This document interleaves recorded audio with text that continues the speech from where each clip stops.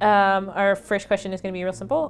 What is anime? Anime. Oh, that's no such thing as a simple answer to that question, because anime has had such a long history to it.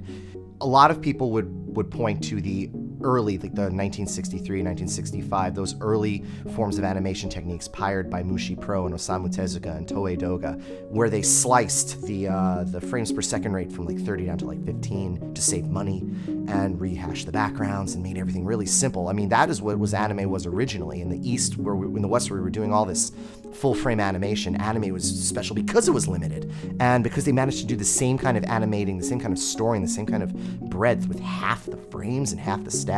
That was what anime was then. But in the modern world, it's become something so much greater. You've got the ideas of the certain character face designs, like the wide eyes or the narrow chins, the small noses. The idea of schoolgirls in mobile suits, where you see Sailor Fuku everywhere, giant robots punching each other, and sometimes Sailor Fuku girls in giant robots punching each other. The idea of the kind of edgy, dark storytelling that you didn't find in America for a long time. The idea of reusable backgrounds, the sharp edges, the colors, the music. It's a general aesthetic or philosophy behind creating a work, which is one of the reasons why I will often say that Hayao Miyazaki, that's not anime. He wouldn't even call it anime. It's animation, but there's a difference when you watch something that is animated versus anime. You know anime when you see it. Animation is something completely different.